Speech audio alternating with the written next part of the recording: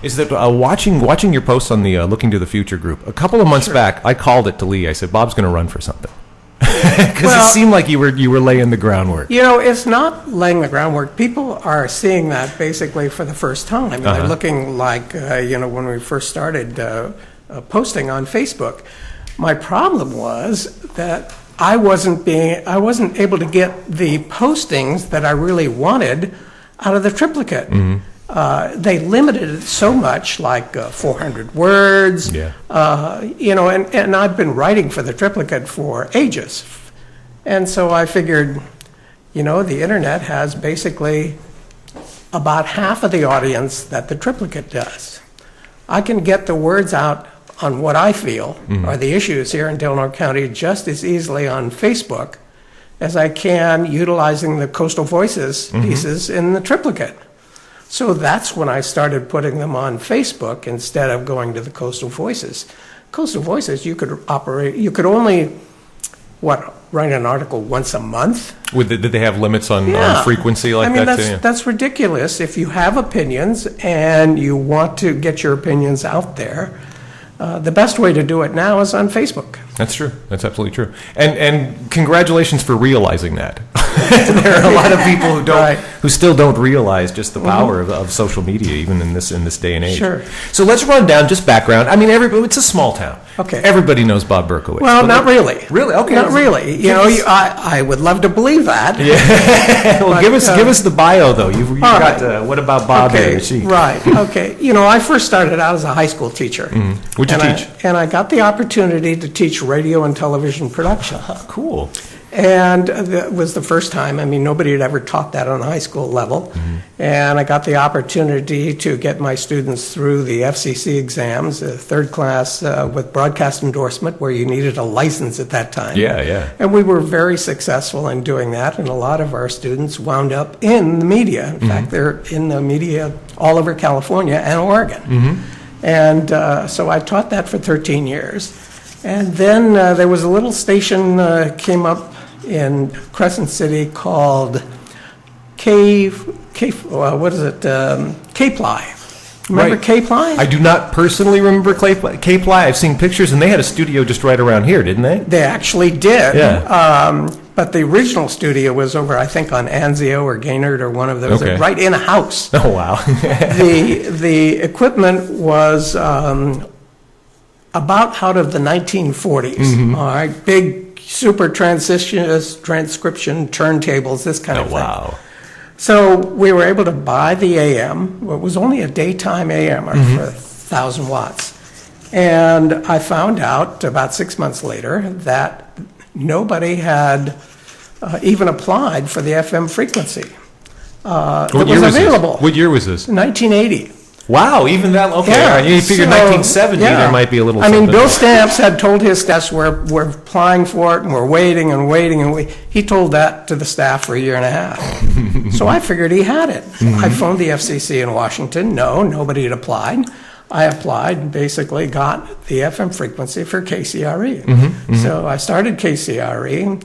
One of the best hires I ever made was Renee Shanley Hutzel and Lane Carpenter. All right, and they're still there. After all these years, and so we were very successful. And when I sold the station in 1990, and a guy came along by the name of Frank Riggs, and had a great story to tell about what he wanted to do for this community, and he was running for Congress. Well, it was just before I sold the radio station. And so I endorsed him. The station endorsed him. We were the only media to endorse him on the entire North Coast. And of course, lo and behold, he won that election. And so a couple of years later, after I'd sold the station, he asked me to work for him as his field representative and speechwriter, but field representative for Del Norte and Mendocino County. And so I did that for about 4 years and found out how legislation works, what you do.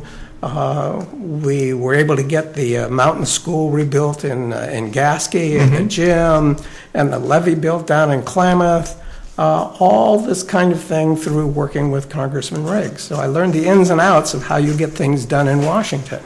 I'm going to move a microphone, but I'm going to ask you a question so that you can talk while I move the microphone. All What right. sort of insights, working for Congressman Riggs, did you get then, as far as specific boots on the ground work in the legislative bureaucracy? He gave me one assignment, and only one. He said, do the best you can for the people of Delaware County. That was it. That's all I had to work with. And, it was a pleasure when we found out, for example, that when the school burned down up in Gasky, there was no way for the school district to be able to rebuild that school. And the reason was they didn't own the land that the school was built on. Mm-hmm. So they couldn't get a loan, no bank loan, right? Because they didn't own the land. Who owned the land? The Forest Service. Oh, wow. Forest Service does not give away their federal land. Yeah. All right. We had to go through committees, and we had to go through and convince people that we should trade this 4 acres of land from the Forest Service and put it into the school district.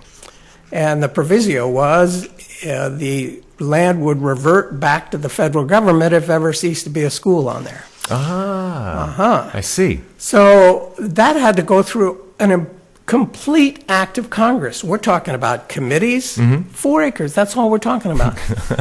Committees, the full House had to vote on it. Then it had to go to the Senate, and that had to be voted on. We're talking about 4 acres of land here.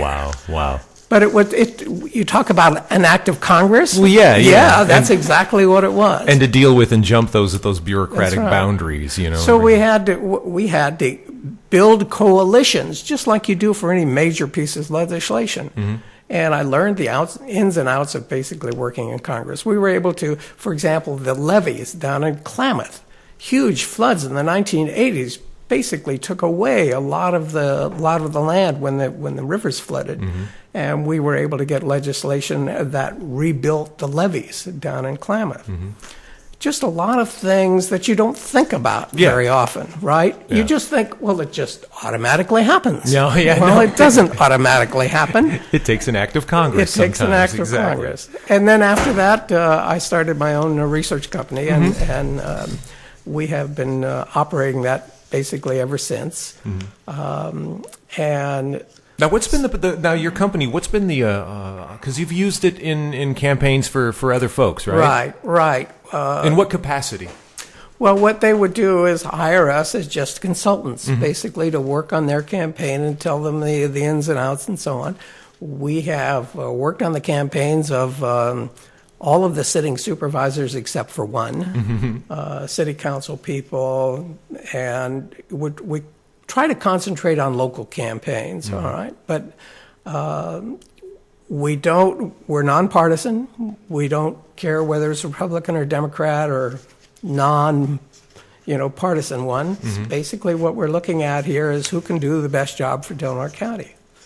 And so I've been looking around for the last 20, 30 years, and I'm saying, what kinds of changes have we seen in this county in the last 20 years? Can you name them?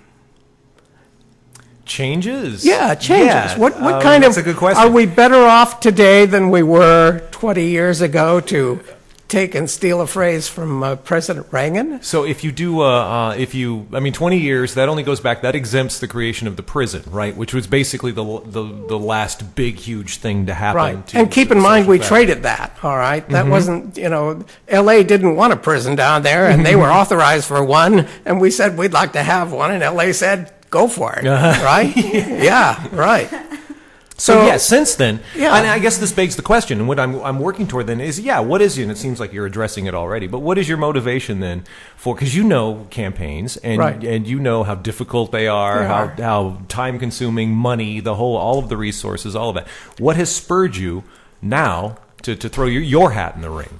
Well, I was on the school board for 12 years, all right? We were able to get significant money into that school district from the federal government, called the Forest Reserve Act, or Secure Rural Schools, basically, is what it is.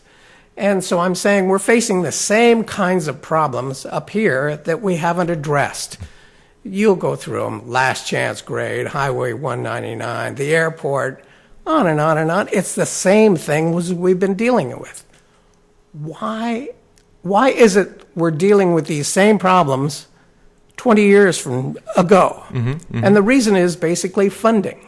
If we take a look at, let's say, last chance grade, we're talking $300 million to $1 billion or more to redo that highway.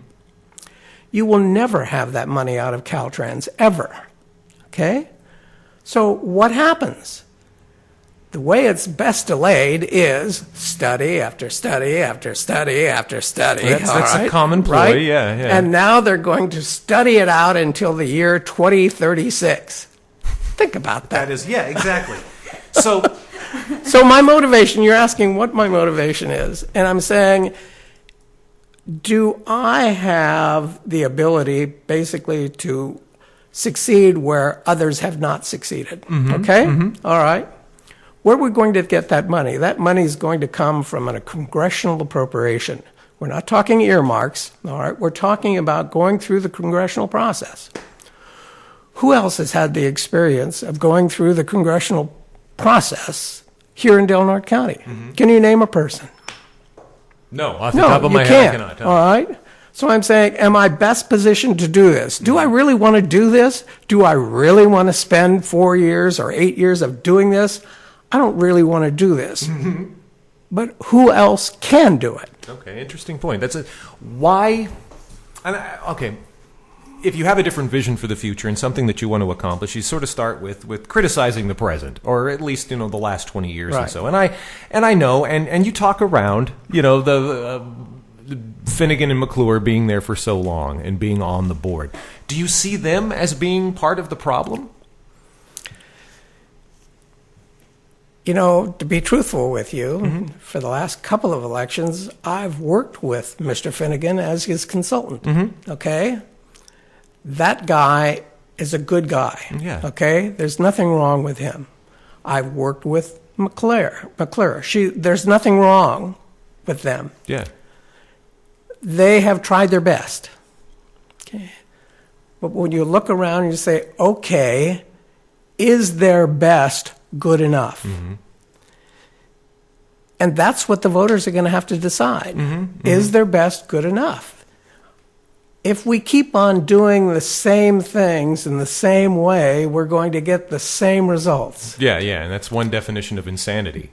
Is to expect different results. But there are some people that would say, it's okay. I came up to retire, they're going to say. Yeah. I don't want to see any changes. I like the way it is. Yeah. Who cares if 101 falls into the sea, right? Who cares if I'm now 80 years old and I need hospital care and all of a sudden we don't have a full-service hospital? Maybe they might want to rethink. And think it through. I mean, and we've heard people even at the Board of Supervisors meetings get up and talk about, I'm here, I don't have school-age kids anymore. Why should I care about how the schools are funded or where that money's coming from? Sorry about that. That's okay. I'm going to get rid of this right now. Someone's calling saying, hey, you're on the radio. In fact, let me get rid of this. Sorry about that. No, that's all right. That's all right. I was proud of myself because for the first, that's happened to me on this show too. Yeah. My phone's gone off, and I remembered today, so I felt good about that. So, how do you keep the people engaged and forward-thinking enough to see that what has been happening isn't sustainable over time? It isn't sustainable to the well-being of this. And we've criticized sort of the. I hesitate to use a word like conservative because it's not because that lends itself to all sorts of political connotations, of course. But I mean conservative as a constitutional, and again, constitutional isn't the right word, but conservative as a personal thing. The city council seems to be very they don't want change. Everything's just fine, and they don't want to rock the boat. It seems like, and that there seems to be this divide, and and I'm not sure if it's because I'm becoming more aware of it that it seems to be more pronounced now, or if because issues are lending themselves to this, but there seems to be a divide in Crescent City or in Delaware County between folks who are sort of status quo, steady staters, this is good, this is fine, and folks who really want to change because they do not perceive the status quo as being good, as being fine, as being sustainable. They have these problems. There are these looming issues that we need to deal with. And there seems to be a divide between the folks who kind of, I don't know, bury their heads in the sand and the others who want to stand up and say and do something. And there seems to be a growing amount of energy behind the folks who want to change things. And it might just be because it's an election year. But if I've been on the Board of Supervisors for 20 years, how do I run on my record? If you're running for, so how do I've done this and this and this. It seems like incumbents, this is not the season for incumbents. I don't know. There seems to be a lot of unrest out there. Right. Well, I'm hoping that you will have Mr. Finnegan on and Mr. McClure on and basically ask them the same kinds of questions, because they will have to defend that record, and so the audience will have a chance to decide where they want to go on this. Exactly. Exactly. All I can present to the voters is that I'm an agent for change. All right. Whether the people decide that change is good or bad, or even they want it, that's up to them. My political philosophy is I'm a pragmatist. Okay? I'm taking and I'm looking at Delaware County, and I'm saying, can we do better? Well, to me, and listen, if they elect me, and I can't do better in 4 or 8 years, get rid of me. In fact, I'm all for term limits. I know that, and I'm not sure I am for term limits. But then you come up against somebody that you don't feel is doing a good job, and then you're like, yeah, okay, now I'm for term limits. But I think that there are term limits built into the system, and that's the election process. But for me, when you say, if you ask yourself, paraphrasing Ronald Reagan, if you ask yourself, are we better off? Can we do better for Delaware County? It begs the question then, what is your idea of better? What sorts of things need to be addressed? Well, you take a look at what I've really hung my hat on is last chance grade, full service hospital. Okay, those are the two main areas. But there are other areas too. For example, we've got a drug problem. Duh. Oh yeah. Have we had it for ever? Yeah. Okay. I don't have any answers to that. I don't have any easy answers. But I know who would have answers to that, and I'd sure like to get John Alexander back involved. Wow, Who would know better on how to deal with a drug problem, especially the meth problem in Delaware County. Yeah. And all of a sudden, when he's out of office, we forget about him. All right?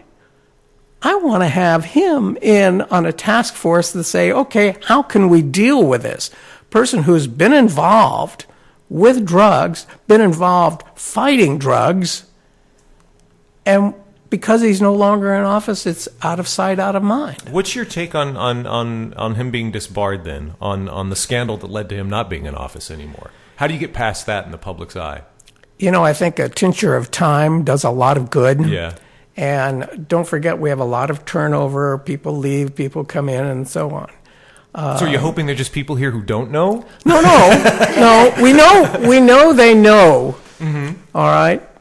But is that a reason for negating all of the good that he's done? Yeah. All right. For one incident? Sure, he's paid a huge price. And I have nothing but respect for John Alexander. That's right. Going back to his campaign against Drossel, which I thought he just handled wonderfully. Yes, he did. Did you work on his campaign? No, I did not. He answered. He cited the Constitution, and I was like, wow, right on. I voted for him, and I was sorry to see him have to leave office like that.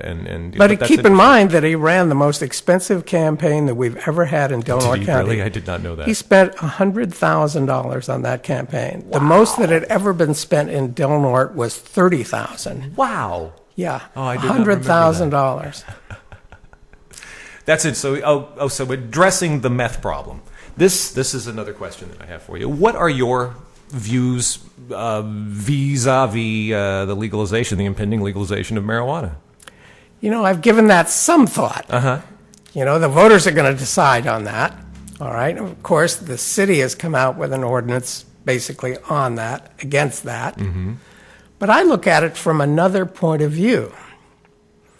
I look at it from a person who is a renter, renting a place here in Delaware County, not necessarily in the city, and they decide to grow marijuana. Mm-hmm.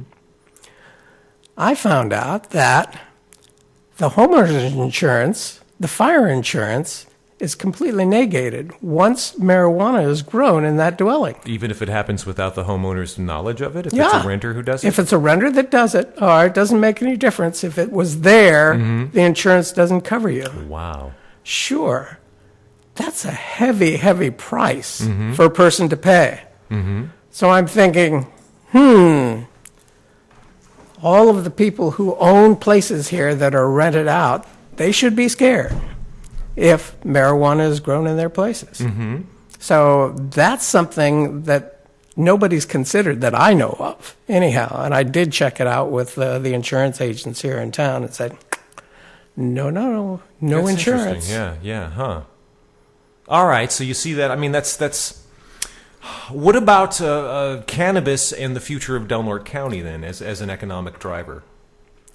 It's not going to be the economic driver that maybe people think it is. Mm-hmm. It may be a driver, but not a huge driver, because don't forget that we've got, the Humboldt Gold and all of that kind of thing, and then we've got Mendocino County. Mm-hmm. All right, nobody's ever heard of Del Norte County as far as growing weed is concerned. All right, so, that could be a problem just in a public relations venue trying to break out and say, well, you'd better be growing some great weed.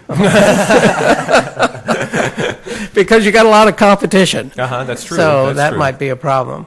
Interesting. Okay. So there are folks who see it as the future. Between tourism and marijuana, that there's something here. There's a way for folks to make a living here in the future. And I know that so many folks are concerned about, having to work a couple of retail jobs, having to work in places, and not being able to make ends meet. And I think it also has become sort of the shining emerald castle on a hill for folks who think that it's going to be the magic bullet that will solve all the problems. But and don't forget, you've got another thing here too. You're forgetting the illegal marijuana trade coming in from other areas, because don't forget, once these metropolitan areas get the whiff that they're going to be able to grow marijuana, they're going to tax it something fierce. Oh, yeah. Right. And when you tax it, and then you're going to have all kinds of regulations and inspections and permits and all of this kind of thing, you spur the illegal trade, which we already have, you spur in marijuana. Exactly. And you spur the illegal trade by, having it be illegal. That's the first thing that makes it, But even if it's legal, you spur the illegal trade. Why? Because they can undercut the regular dealers who will be licensed. They can undercut them as far as price is concerned. See, I don't know. Having knowledge of the prices in Oregon, they're very low compared to what growers can charge. But are you getting quality weed? Are you getting quality weed? But that's the question. There you go. That's the soundbite from this interview, Bob. Thank you. The next promo. The next promo, exactly. That's great. Are you getting quality weed? All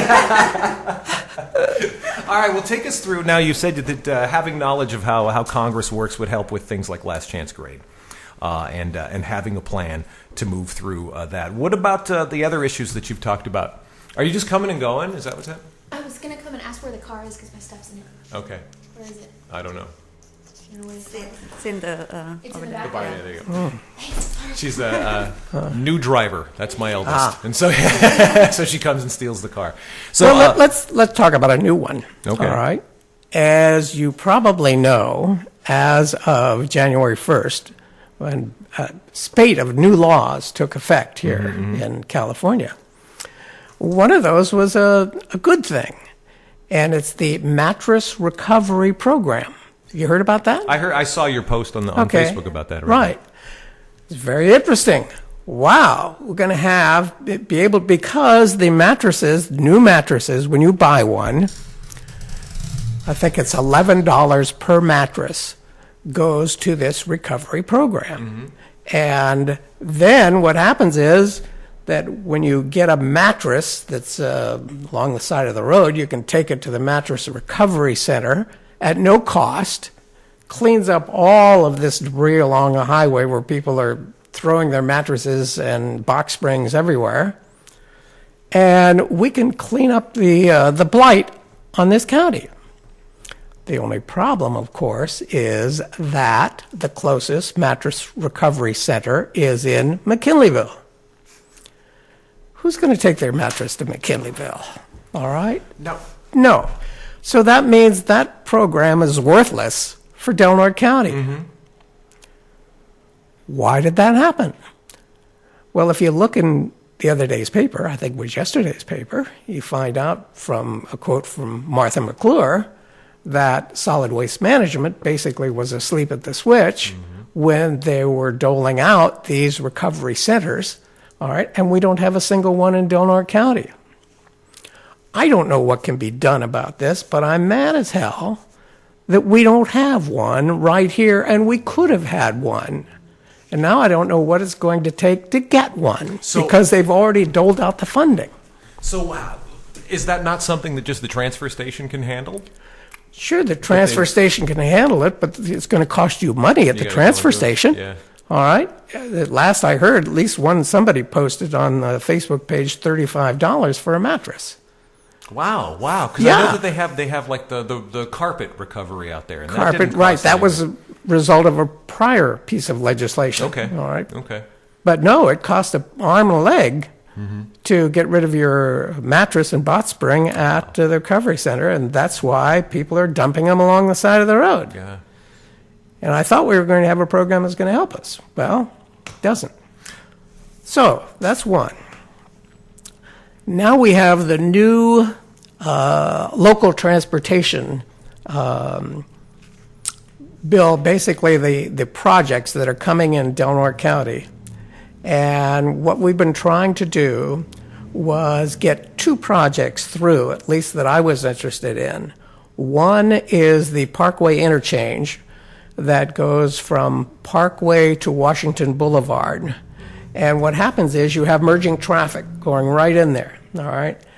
And people no longer know what to do with yield signs. Yes, I don't think they hit that in driver's education anymore. So that's a dangerous area. And right now we've got that into the mix as far as Del Norte County's transportation projects are concerned. So that's one. You'll notice that I've been harping on that for weeks. All right, well, we finally got that one in. And the other one is the interchange where you are going north on Howland Hill Road, and you have the traffic going west on Elk Valley Road. That's a dangerous intersection because you're going up the hill on that, all right, the ones on Elk Valley Road. Yeah. And the speed limit, I think, is like 45 miles an hour. Yeah, and it's a blind curve. It's too fast for that area. Yeah, that's true. All right. I lived with that daily. I know exactly what you're talking about. So, just trying to get that into the mix is real difficult. And that's what we've been trying to do. And hopefully, I think it's going to be in that mix when the February list of projects finally gets finalized. And this is the 20-year plan that you've referenced? Yeah, one of them is in the 20-year plan. The other is in the first 10-year plan. Okay. But I think it needs to be handled earlier than that. Those are tricky spots, exactly. Right. Exactly. But that's where we are. What about, what's your stance on the 197, 199 debate on widening? I think it's important that we get that road widened for 199. Now, there are a number of people that disagree with me. At the last meeting of the Del Norte Transportation Commission, there were lots of environmentalists say, oh, gee, we can't do that. You only have that 1 foot wide corridor there, and it's going to cause all kinds of accidents. Well, I'm not sure that's the case. But what I am sure of is that by widening that area, we lessen the chance for accidents. And also, we can make goods coming into Del Norte County cheaper. Because if you get a longer truck that's able to use that highway, they carry more goods per trip. All right? And therefore, we can have lower prices here in Del Norte County. And we can probably make our industries that are already here that ship out a heck of a lot more effective, like the lily bulb growers, for example. They suffer when they can't get their product out, and because of these short bed trucks. So I'm sure we're not going to have more accidents. I think it's going to be fewer accidents.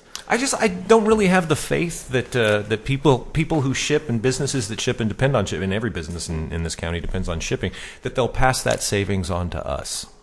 That's what like the amount of money that will be saved by having the longer trucks come in. It seems negligible. It's something that only the shippers or the people shipping would hold on to that profit. Like they're not going to go and mark down everything because it costs 3 cents less to bring it into the county. Remember that the Friends of Del Norte, in order to delay this project, they said, well, you forgot to do an economic analysis.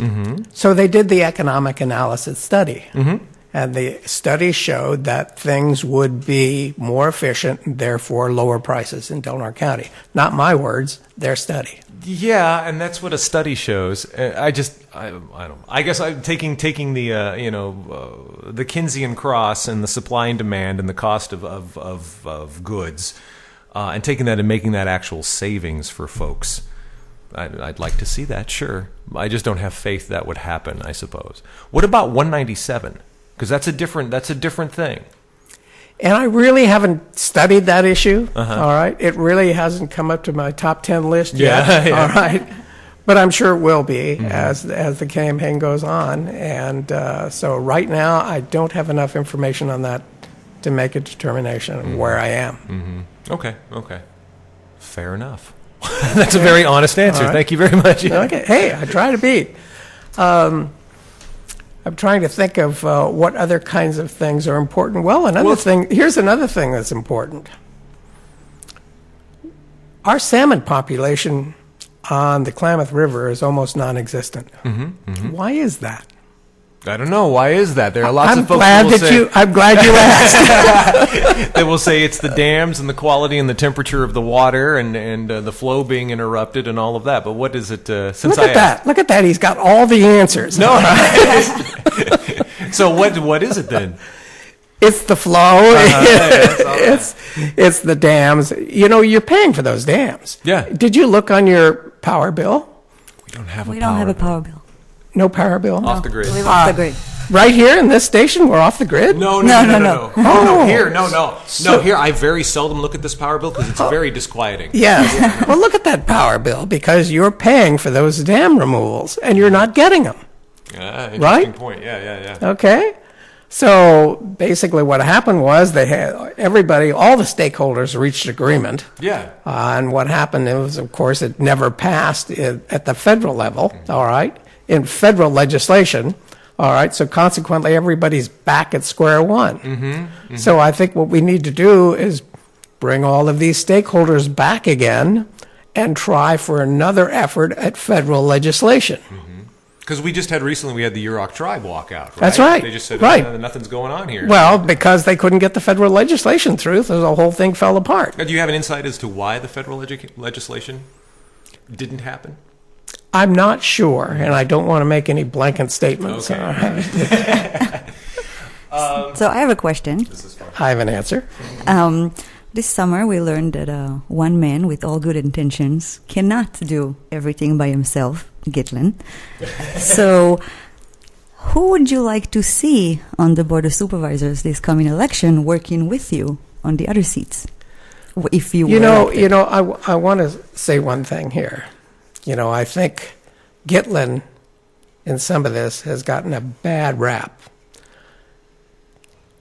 We've had, don't forget, most of those supervisors, except for Chris, have been in there a long time. They're used to doing things the same way and the same method and so on. Mr. Gaitlin comes along and he wants to make some changes. You know, the first change that he wanted to make, he said, look, I want to get the board of supervisors to help me eliminate some blight back of Walmart. Remember that? Yeah. Okay. Lo and behold, he couldn't get any buy-in by the board of supervisors. He said, what's wrong with this? Why not? Head against the stone wall. You know how that works, okay? So he said, the heck with that. I don't need the supervisors. I'll get some volunteers, which he did, all right, and clean up that whole place. I've got a sneaking hunch that the board of supervisors and the rest of them were not too happy with that. And that did not engender them, all right, to good feelings for him. Then I think he got a very bad rap with the grand jury report, all right? Not only he, but Sullivan and Mary Wilson. Mary Wilson was the one that really fought this thing. She said she'd really been unjustly criticized. And she went out and really defended herself. And if you were at that last meeting where she was exonerated, did that ever come out in the newspaper?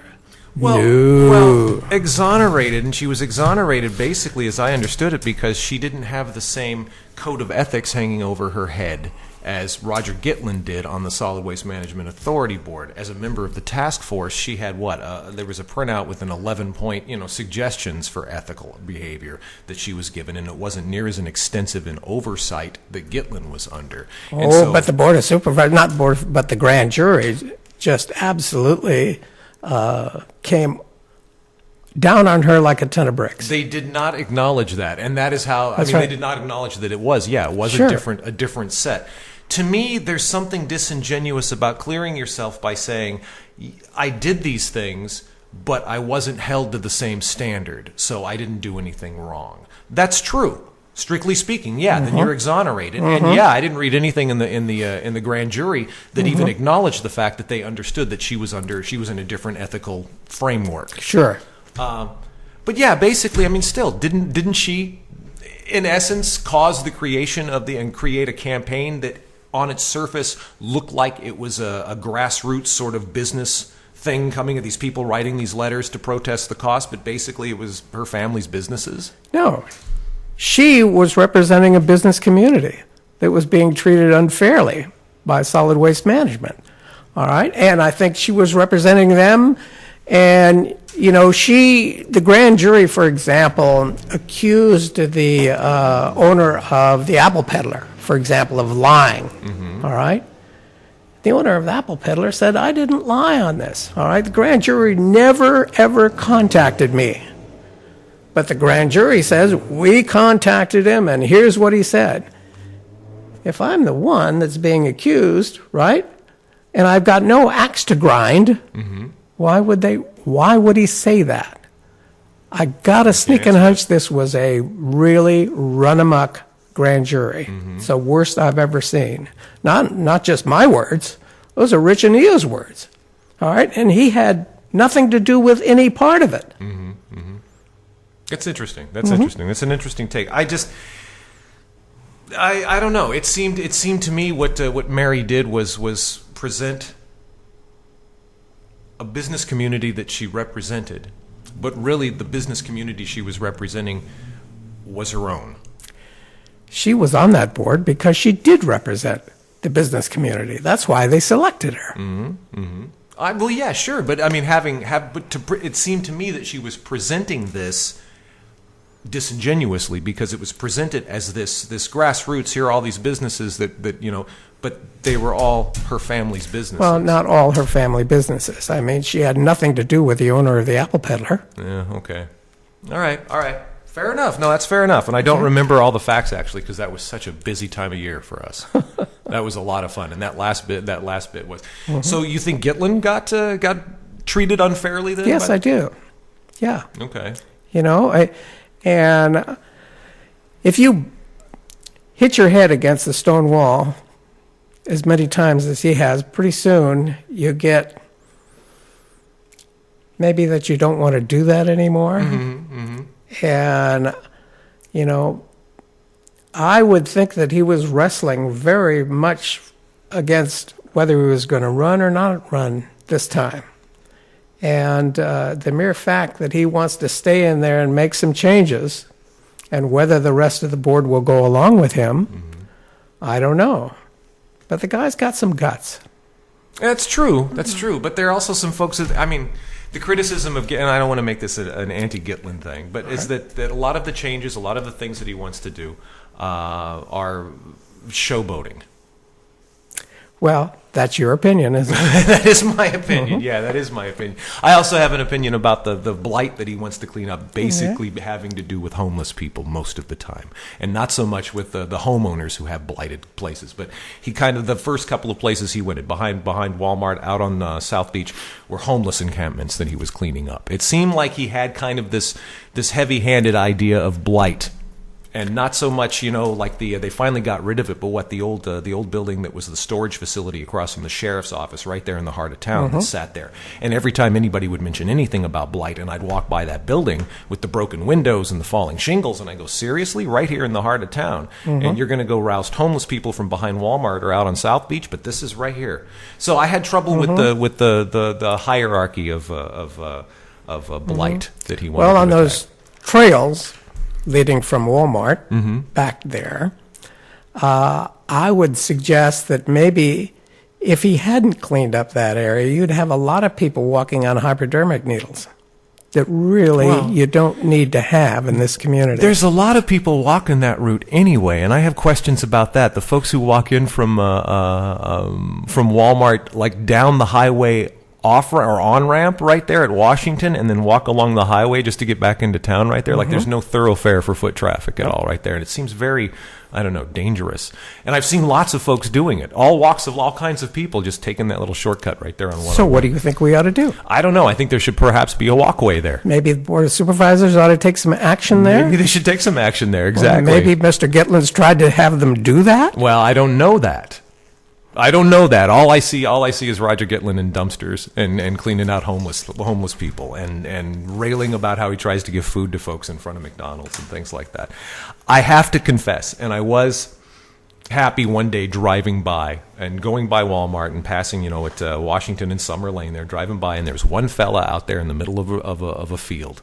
Nobody else around. Nobody anywhere in sight. Somebody out there picking up trash, and I looked, and it was Roger. So I wanted to give him credit for that. It did not seem like a showboating, grandstanding sort of move at that time. He was like out there working. The point is that he does that every week. Every week. For example, he's walking along Pebble Beach Drive and walking along the beach area, and he's got some volunteers now that help him do it. All right, but this is a guy that believes in what he's doing. It's too bad he can't get any help to do that. I think, and that's just it. I think that he believes in what he's doing in such a way that folks see it. And I have no idea what David Finnegan's motivations are. But for me, when I look at Roger, I see somebody who wants the attention as much as he wants the change. Me reading into something and taking, there's just something about that thrusting. People are going to make the accusation on anybody who's out front. That's true. They certainly made it against me. Right? Yeah, exactly. Okay? That you want And anybody else who runs for political office. That's part of the way it's played. All right. And you have if to you're take putting that, right? If you're putting yourself out there, you're going to get slings and arrows. Your way. So you want to see other folks, other agents of change, then on the board with you. So you don't do the same thing, and you don't fight the wall of non-change, right? Well, I'm looking for a new way, a different way of making change, because we can't go along doing the same thing we've been doing for the last 20 years. Maybe we can. The voters are going to have to make that decision. Do they like what they see and they are happy with what they're seeing and what's going on? They won't make the change. Yeah. If they do want to do that, that makes it difficult for everybody. If they want change, what if we can't deliver? What if we say, here's what we want to do, and we can't deliver? That makes it very difficult on a person running for office. Now he's in there and he says, I've got to make these changes, And not only that, don't forget the person who's on the board has to get along for at least 2 other people to make changes. That's true. All right? So you can't go along castigating these board members and then say, oh, I want you to work with me. You can't do that. That's true. That's true. What's your view on that, on building coalition, on getting along with other people? Luckily, I've had 12 years experience in doing it in the school board. All right? Don't forget that I was able to go back to Washington. I was able to get $12 million for the school district on forest reserve funds. What did we do with that money? Well, let me see. You remember that brand new gym floor that was in Del Norte High School? Didn't come about by just accident. Remember the brand new track that you got with all of the new surface on the track? Didn't come by accident. How about the bleachers, right, that were falling apart for years? All right, and people were getting splinters in them. I kept going. They're still falling Brand apart. new, brand new bleachers. Well, the visitors. Okay, right. All right. You know, those kinds of things. The gym up in Gasky, the new gym over in Smith River. All right, that was done with those kinds of funds. The point is, first thing is you get the money. Second thing is you make the changes that people want to have made. All right. And in this case, they're visible changes.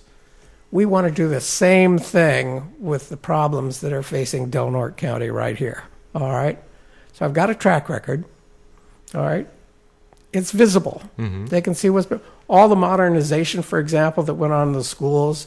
All right? Some of that you can't see. Yeah. It basically was done with a lot of that money. All right? Those are the kinds of things that says, does Berkowitz have a track record of getting things done? Look at my 12 years on the school board. Look at what I did when I worked with Congressman Riggs. It's the same kind of thing that I want to do now. Even in fact in private enterprise, right? Who else besides you and me knows what it takes to put a radio station on the air, especially one that's never been here before. Never had non-commercial radio station here in Del Norte County. Never had a commercial FM stereo station in Del Norte County before I brought that in. So, do we make progress? Do we do things? Do we think out of the box? Yeah, we do. I got a story. Okay, so Jim Wayman. Jim Wayman. Back in the 60s, was talking to Bill Stamps and said, you know, we've got to get FM. We can get FM going here. We can do that. You know, and Bill Stamps, nope, Crescent City's an AM town. Right. Yeah. Listen, I love Jim Wayman. I used to listen to him all the time when I owned KCRE. You listen to him on KPOD? I listened to him on KPOD at night because he had such a great program. Yeah. He would phone people on 800 numbers, all in Japan, all right? And he'd talk to anybody who answered the phone. He would. He'd call and talk to, there was some Chinese guy one time, talked to him about the redwoods in China. And that was a laugh. I mean, talk about a program that you really wanted to listen to. Exactly, yeah. Well, Bob, thanks for coming in. I don't know, the one thing we didn't hit that's on the list that I wouldn't mind getting some thoughts from you is Sutter Health. You know, what do you do with that? I'm just trying to put this in a way where I don't want to swear, okay? You know, we need a full-service hospital here in Del Norte County. I was talking to Dr. Duncan the other day, and he was saying, you know, if they go to this urgent care or downsize, it will cost more for people to be able to pay for that. I think he said like 80% more. Wow. All right, to go into this downsized version for people who are paying for health care. Now, I haven't researched it at all yet, but he gave me the places to go to research it. All right, and we need to be able to, number one, recruit doctors, all right? And number two, we need to be able to have a full-service hospital here because we have so many seniors that need a hospital close by. If we go this other route, these seniors will leave this community. They need a hospital nearby, and if they don't have one, they'll leave. What's that going to do to the economic resources of this area. If you get because the young people are already leaving. That's right. And then if you get the seniors leaving, yeah, exactly.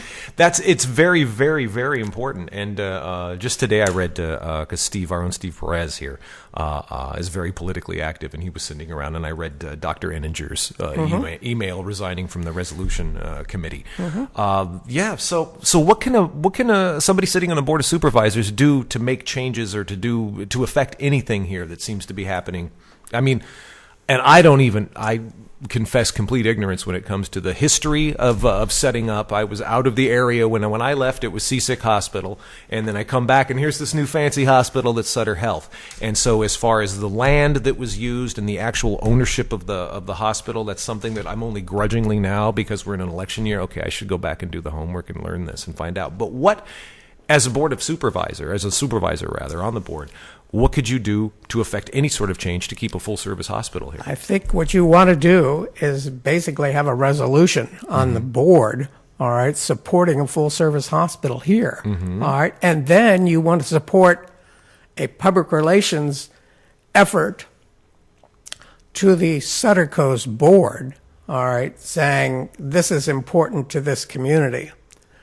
I'm not sure the specifics that can be done, but I'm sure getting together with Dr. Caldwell and Dr. Duncan and others, they will be able to have the specifics on what can be done. But you need to have a board that's supportive of our hospital. Do you feel that the current board is just sort of taking a hands-off approach with the Sutter issue? I think that they're not as supportive as they should be. Okay, I'm not sure I don't think they've taken taken a stance away from it, but I'm sure that they're not as supportive as they should be. Why do you think that is? And I don't mean to get you to venture into conjecture, but why do you think that would be? Where you have two sides. Yeah. All right. You don't want to alienate one side or the other, okay? So you end up being kind of wishy-washy. Best thing is to just be close to neutral, you know? That's what somebody, what was it, Dan Hicks, who used to say, in the middle of the road. What do you find in the middle of the road? Roadkill. That's exactly right. Dead animals. Well, Bob, is there anything else you'd like to add? Thank you for coming in and talking and sitting down, and it's been very informative, and I hope lots of food for thought for our listeners out there. Please invite my opposition and any of the other candidates that are running. Have all right, everybody on. To have them on the air. Yeah. So thank you for being the first. Oh, you're welcome. All right. All right, Bob Berkowitz. Right. Anything you'd like to ask, Bob? No, that's it. Thank you. All right. Thank you. Bob Berkowitz, of course, running for it's District 5. I have one last question. Sure. One thing I meant to ask you. Okay, I'm so sorry about this. District 5, big district. People in Klamath. What can you do for the folks in Klamath? Do you sense a huge separation between the interests of Klamath and what happens in Klamath and what happens up here in the county board? First of all, of course, I talked about the drug program. There's a huge human trafficking situation among tribes. In fact, for the youth, Native American youth, they're, number one, at least 3.5 times more prone to suicide than we are in our society. We ought to be proactive and say, what can we do to assist the tribe on, number one, on suicides, and number two, on human trafficking? They're the most predisposed population for human trafficking. And you wonder, I couldn't believe it, but I was in that human trafficking seminar they had here, and that's exactly what they were saying, and they had statistics to back them up. Wow. So I think we need to help the tribe form a partnership and some kind of a coalition for that, all right, to help them and to help the youth. Good. Thank you. I wanted to make sure the folks in Klamath were represented. That's what I wanted. All right. Thank you very much, Bob. Thank you. Bob running for District 5 County Board of Supervisors seat against David Finnegan.